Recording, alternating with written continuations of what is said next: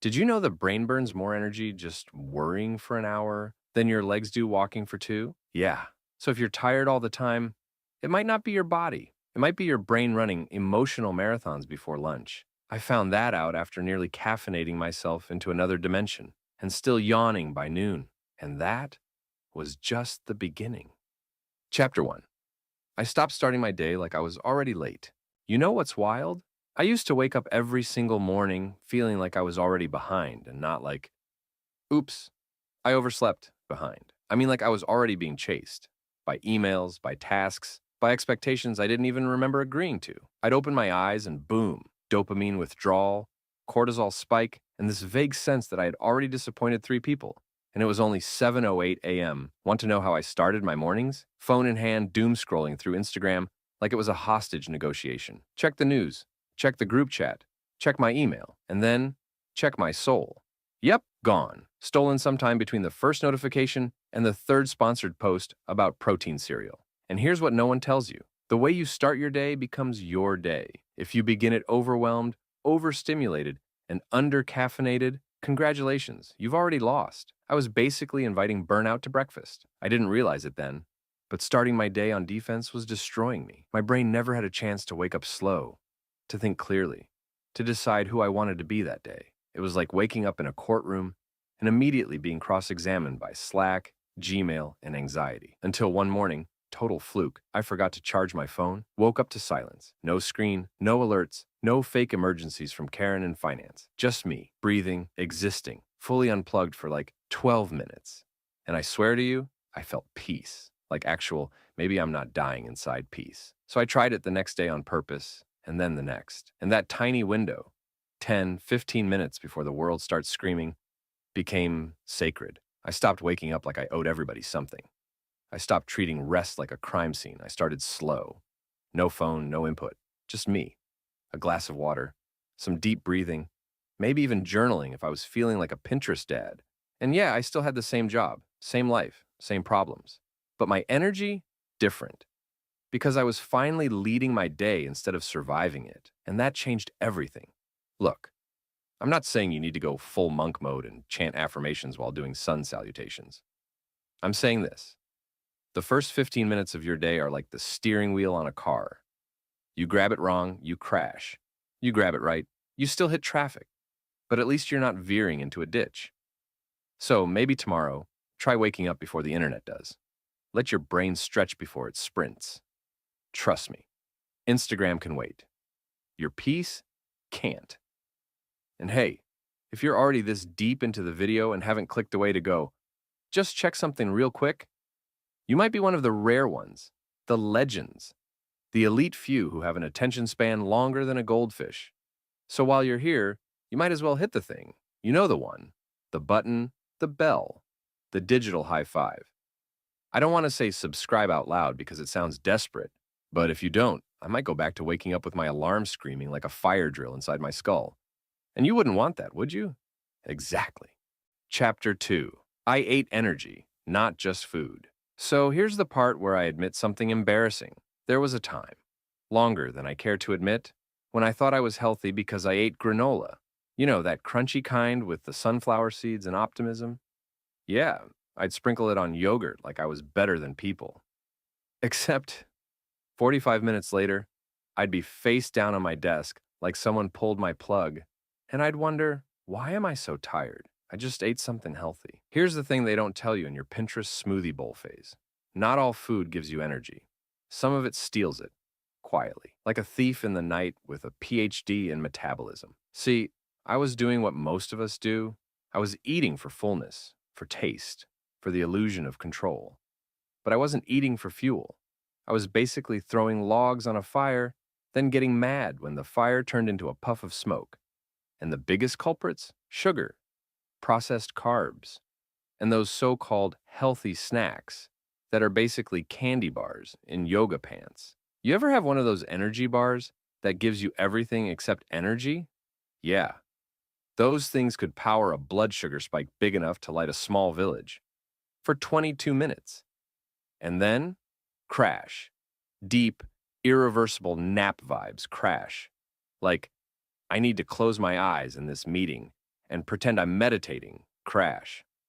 I didn't realize how much food was messing with my energy until I started tracking how I felt after eating. Not how full I was, not how clean it seemed, but how I actually felt 30, 60, 90 minutes after. And what I learned hit me like a gluten-free brick. Most of the stuff I ate was knocking me out like a sedative in disguise. Even the stuff with leafy greens and words like ancient grains. I switched it up. I started eating real whole foods that gave stable energy. Things with protein, fiber, fats that actually make your brain work. Stuff like eggs, nuts, avocados, Greek yogurt without the sugar coma. And this is key. I stopped eating like I was prepping for an apocalypse. I used to eat these giant meals thinking, this'll keep me full all day. Yeah, it kept me full and slow, like I had swallowed a beanbag chair. Instead, I started eating smaller meals with purpose. I ate to fuel the next few hours, not the next few decades. And you know what happened? No crash. Number 2, PM death spiral. No fantasizing about becoming a couch. Just steady energy. Enough to live, create, think, talk to people without fantasizing about silence. Here's a little experiment. Tomorrow, eat something simple. Something with protein, some healthy fat, and fiber. Then wait. See how you feel an hour later. If your brain feels like a loading screen from 2003, it wasn't food. It was edible sabotage. You don't need a 6-month meal plan or a spreadsheet. You just need to eat stuff that helps you function. Imagine that. And listen, if this feels like a personal attack on your granola habits, good. That means it hit. That means your brain knows what's up. Maybe it's tired of being betrayed by cinnamon raisin betrayal disguised as wellness. Also, let's be honest. Your body is the original BS detector. It knows when it's being lied to by a nutrition label. And if you've ever eaten low-fat ice cream and then cried yourself to sleep, you know what I mean. Oh, and if this whole food thing feels overwhelming, don't worry. I'm not here to be your nutrition coach. I'm just here to whisper into your soul. Maybe the thing that's draining you is on your plate. So eat like your energy depends on it. Because, plot twist, it does. Also, if you haven't liked the video yet and you're still here, I mean, what are we doing? You're already emotionally invested. You're basically in a food mood situationship with me now. Might as well make it official. Hit the like, subscribe, whatever. Or don't. But if your lunch makes you fall asleep today, just know, I warned you. Chapter 3. I cut out the people who made me emotionally tired. You ever talk to someone and feel like you just ran a 5K, except you didn't move? You just sat there, nodding, smiling, listening to the same drama for the 74th time. And somehow, by the end of it, you're so drained, you could nap under a fluorescent light on airport carpet. Yeah, that's emotional fatigue. And it's real. More real than kale. And way more exhausting than a treadmill. I used to think I was just introverted, or bad at small talk, or maybe my iron was low. But no. I was just spending too much time with people who drained my soul, like they were sipping it through a compostable straw. You know the type. They never ask how you're doing, unless it's to pivot back to themselves. Every conversation is a monologue. Every text thread is a therapy session you didn't sign up for. And every hangout leaves you feeling like you need a spa day, a nap, and possibly a new identity. But here's the twist. Some of the most exhausting people in your life are nice. They're not toxic in the dramatic fire-starting way. They're emotionally exhausting in that I feel guilty setting boundaries with you kind of way. The kind where you leave their presence and immediately need to lay on the floor and stare at the ceiling. And for the longest time, I thought this kind of tired was normal.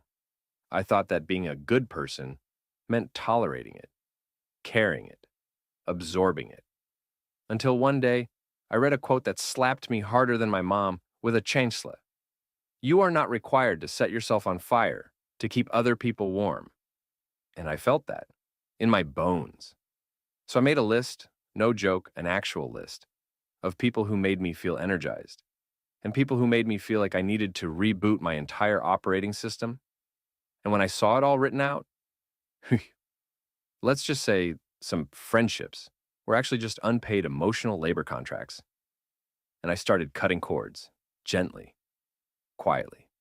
No drama, just less availability. Fewer texts, more space. And the weirdest thing, no one really noticed. Turns out, the people who constantly drained me didn't actually care how I was doing. They just cared that I was available to fix them. And when I stopped being available, they moved on to the next free therapist. But you know what did change? My energy, my peace, my ability to think, create, sleep, exist without that constant low hum of guilt and resentment. Emotional fatigue is sneaky because it wears the mask of being there for others. But listen, you can be kind without being a sponge. You can care without caring. You can love people and still leave them if they're making you feel like a rechargeable battery in a broken socket. And yeah, this part's uncomfortable. You might be thinking of a person right now. Someone close, someone you love, someone who drains you dry with a smile and a sad story, and 1,000 little, "Can I just call you real quick?" And I'm not saying cut everyone off and go live in a cave with your cat. I'm saying energy is expensive, and you only get so much of it each day. So maybe stop spending it on people who treat your attention like an open bar. Also, wild idea, maybe this is why you're tired all the time. Not because you don't sleep, but because you never stop processing people, their problems, their moods, their chaos. So give yourself permission to audit your circle. Not everyone deserves front row seats in your life. Some of them need to be moved back to the cheap seats, with binoculars, maybe a delay in audio. And if you've ever ghosted someone out of sheer emotional exhaustion, yeah, that wasn't you being flaky. That was your nervous system saying no, nope. Not today, Satan. Oh, and if you're still watching this video and thinking, wow, this is hitting too close to home, then yeah, it's working. And honestly, you probably deserve a break from more than just people. So here's your mission after this video. Text one person. Hey, I'm going to be a bit off the grid for a bit. Just taking care of some stuff. You don't have to explain. You don't owe them a TED Talk. Your energy is yours. Protect it like it's the last slice of pizza, and everyone else is pretending they're not hungry. And hey, if this video made you realize you need a little digital detox too, no pressure. But smashing that like button is weirdly satisfying. Like putting your phone on Do Not Disturb satisfying. Just saying. Chapter 4. I moved more, but less than you think. Let me paint you a scene. I'm sitting on the edge of my bed, fully dressed for the gym, headbands, sneakers, the whole motivational Instagram ad package, and I'm paralyzed. Not physically, mentally, spiritually, existentially. I'm just sitting there, completely exhausted before I even touch the door handle. Why? Because for years, I believed this toxic little lie. You're tired because you're not working out enough. So naturally, I tried to fight exhaustion with intense workouts. I'm talking HIIT classes that felt like a hostage situation. Spin sessions that tried to kill me with techno music and screaming. And yeah, I left drenched in sweat, but also emotionally bankrupt and halfway to a nap I couldn't afford. Here's what no one told me. Being exhausted and being out of shape are not the same thing. You can be fit and still feel like roadkill if you're constantly triggering your nervous system like it owes you rent money. And here's the crazy part. When I stopped pushing myself so hard, I actually started to have more energy. I know, blasphemy, right? But hear me out. What I learned, and this is backed by actual science, not just some dude named Chad with abs and a TikTok, is that when you're chronically tired, what your body really needs is movement that feels safe, not stressful, not punishing. Just enough movement to tell your nervous system, hey, we're alive, and we're not being chased. So I ditched the beast mode nonsense and started small. Like, walk around the block small. Stretch on the floor while watching Netflix small. 10 minutes of movement. Not to burn calories, not to earn lunch, just to move. And you know what happened? My energy went up, not overnight, but slowly, consistently. I started feeling like a person again, not a zombie with glutes. It turns out the human body isn't designed for back-to-back meetings, followed by panic cardio at 7 p.m. It's designed for rhythm, for flow, for little movements throughout the day that whisper, "Hey, we're okay." I started pacing during phone calls, doing air squats while I microwaved leftovers, walking in circles while listening to podcasts about trauma and why I keep overcommitting to things I hate. The bar was low, my friend, but that's the point. You don't need more punishment. You need more permission. Permission to move without an app screaming one more rep. Permission to stretch because it feels good, not because you're trying to fit into jeans from 2017. And yes, eventually I started doing real workouts again, but not from guilt, from energy, from desire, because I felt good, not because I hated myself. And that's the shift. When your movement becomes self-care instead of self-punishment, your energy changes, your brain lights up, your body responds, your life feels less like a prison and more like a ride you actually want to be on. So, if you're constantly exhausted and you think the answer is forcing yourself to the gym 6 days a week, pause, breathe, reconsider. Maybe your body doesn't need a boot camp. Maybe it needs a walk. Maybe it needs to dance badly in the kitchen. Maybe it just needs to move without being judged by your inner drill sergeant. Oh, and don't get it twisted. This isn't about being lazy. It's about being wise. There's a difference. Lazy is when you know what to do and choose not to. Wise is when you realize you've been doing the wrong thing harder and decide to stop. So, if you're watching this while slouched on your couch, wondering if stretching counts as movement, yes, it does. And no, you don't need to be in workout clothes, or post it, or tell anybody. Just move. A little, a lot. Doesn't matter. Your nervous system doesn't care about your aesthetics. It just wants to feel safe, energized, alive. Also, while we're at it, you've moved your thumb this far, right? I mean, you've scrolled, clicked, maybe even nodded silently in shame. So just keep the motion going. Tap the like. Subscribe if you haven't. It's called kinetic energy, baby. Newton would be proud. Chapter 5. I made boredom illegal. Okay, story time.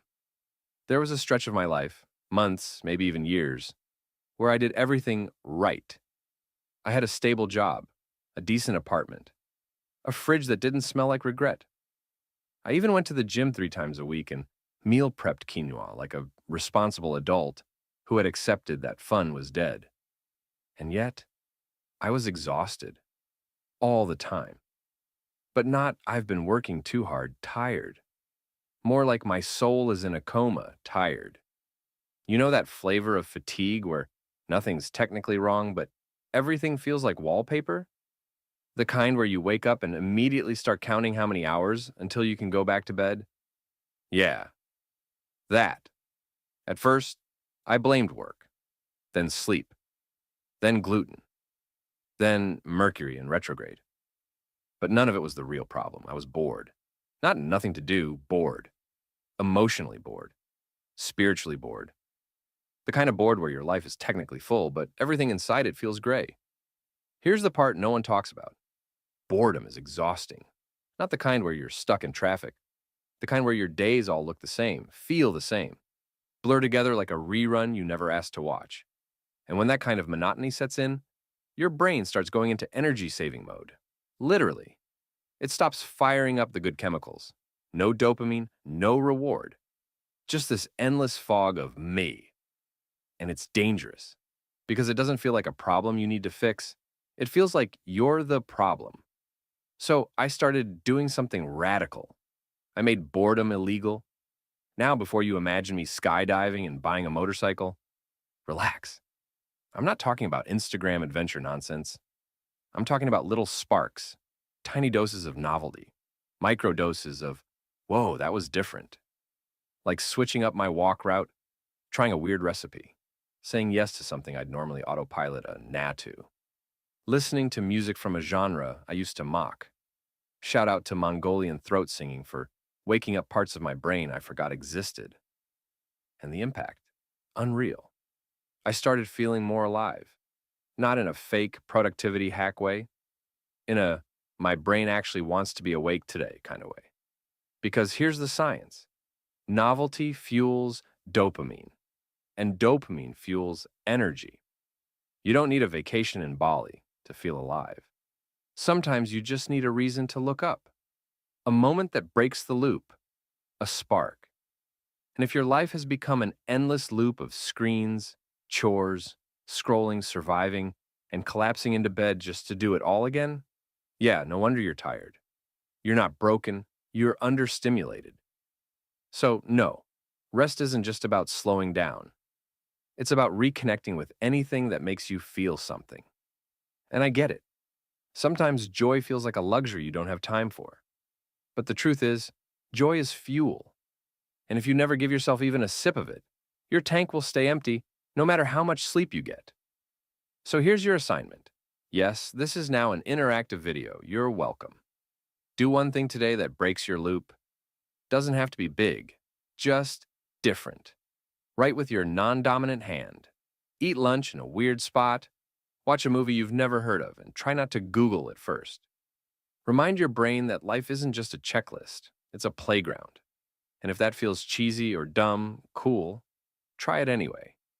What's dumber is waking up every day and dragging your body through routines that haven't made you happy in years. You've tried burnout. You've tried overworking. You've tried doing nothing and calling it self-care. Now try living a little. Also, side note, if this chapter hit you right in the emotional breadbasket, it might be a sign that you need a little more novelty in your feed too. And hey, I can't legally prescribe dopamine, but you could hit that subscribe button and let Wise Joe be the weird little spark in your YouTube loop. Just saying. Chapter 6. I got brutally honest about what was draining me. All right, so this is the part where things stop being fun and start getting uncomfortably honest. Because it turns out, one of the biggest reasons I was tired all the time was because I was living a lie. Not like secret double life lie. Not I faked my own death and moved to Spain lie. No, it was sneakier than that. It was a quiet dishonesty. The kind where I said I was fine and I wasn't. Where I told people I loved my job, but I fantasized about quitting every 11 minutes. Where I said I was just tired, when really I was spiritually malnourished and low-key, drowning in unspoken disappointment. And here's what hit me like a truck full of therapy sessions. Lying to yourself is exhausting. Carrying around resentment? Exhausting. Pretending you're okay with your life when you're actually deeply unsatisfied? Soul-crushingly exhausting. I didn't realize how much energy I was bleeding every day just holding in the truth. The truth that I hated certain parts of my routine. The truth that I outgrew some of the things I once prayed for. The truth that I was afraid of change, of judgment, of what would happen if I actually admitted, I don't want this anymore. And for a while, I avoided that truth by doing what most people do. I stayed busy. Busyness is the adult pacifier. It keeps your mouth full so you don't have to speak what's real. And the more I stayed busy, the more I stayed tired. Until one night, I cracked. No dramatic breakdown, no Lifetime movie moment. Just me, sitting in my car after a long day, parked outside my apartment, holding my steering wheel like it had answers. And I whispered, I don't want to do this anymore.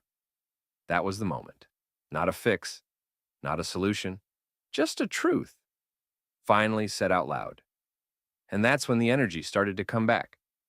Not all at once, but slowly. Because when you stop suppressing your truth, your nervous system doesn't have to work overtime pretending everything's okay. You free up bandwidth. You stop managing a facade. You stop carrying the weight of pretending to be someone you're not. And honesty becomes fuel. Look, truth isn't always convenient. Sometimes it's ugly. Sometimes the truth is, you hate your job. You miss someone. You're not over what happened 3 years ago. You're not the person you thought you'd be by now. And saying it out loud won't magically fix everything, but it will give your spirit room to breathe. Because as long as you're pretending, you're leaking energy. And no amount of sleep, supplements, or self-care Sundays will patch a soul that's tired from lying to itself. So here's what I did. I got real. With myself. I journaled the stuff I was scared to admit. I talked to a friend who doesn't flinch when things get heavy. I looked in the mirror and said, this isn't working, but maybe something else can. And that shift, from pretending to processing, was the beginning of healing. Because being tired from life is one thing, but being tired from pretending to love a life that doesn't fit you, that's a special kind of soul rot.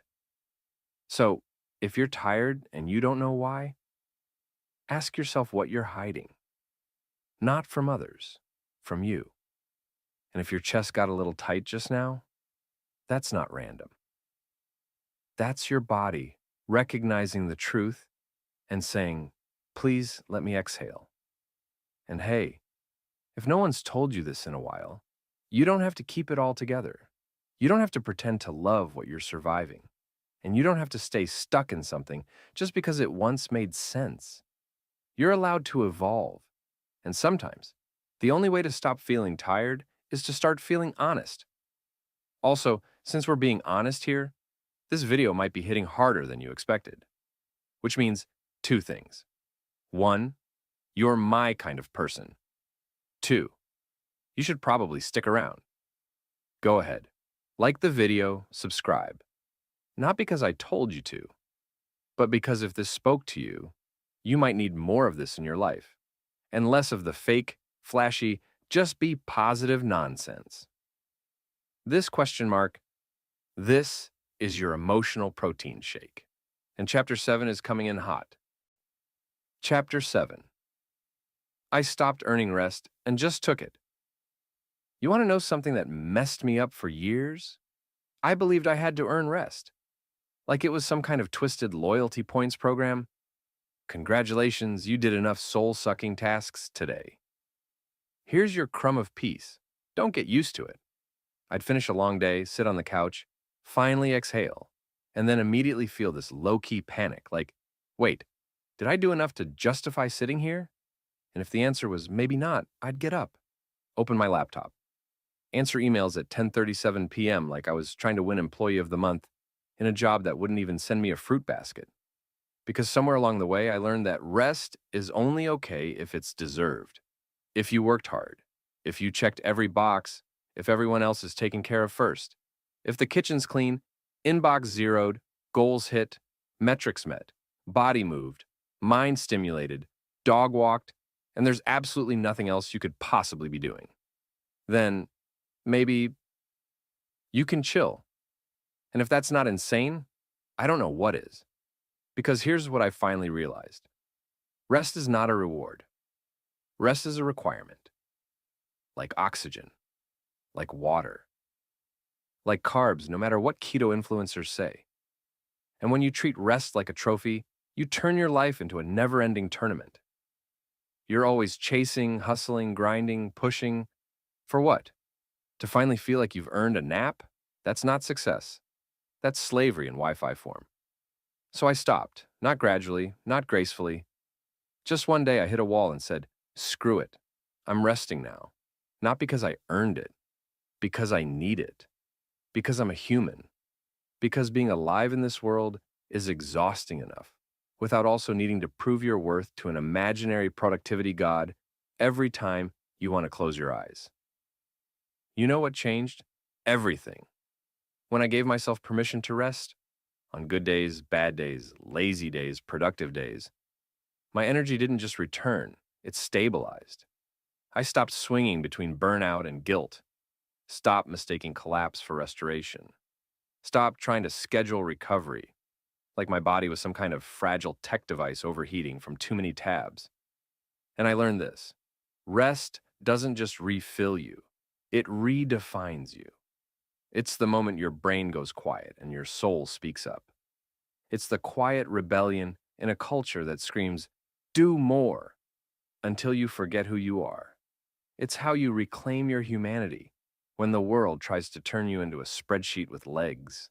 And yeah, people judged me. Must be nice. Wish I could rest like that. You're so lucky to have time. But guess what? Rest isn't luck. It's a boundary. It's a choice, a decision to stop asking for permission to be whole. So now, I rest without guilt. I unplug unapologetically.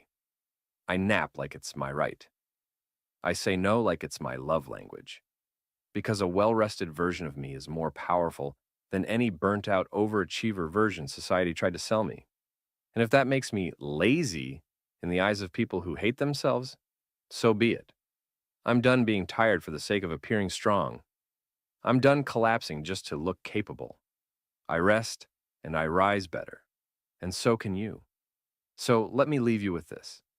Stop waiting until you're falling apart to rest. Start resting so you don't. Your tiredness is not a flaw. It's not weakness. It's not laziness. It's data. It's your body, your mind, your soul saying, please, for once, listen. And if you needed someone to give you permission, here, I'm giving it. Lay down, turn it off, take a break, opt out. Do it without guilt, without apology, without anyone's damn approval. Because you don't need to earn peace. You were born deserving it. And if this video reminded you of that, if even one part of this made you feel seen or heard or a little less alone, then you already know what to do. Don't just like it, live it. Take what hit you hardest and do something about it. Not tomorrow, not when you're less busy. Now, because tired isn't your identity, it's your signal. And now you've got the message. What you do next, that's where your story changes.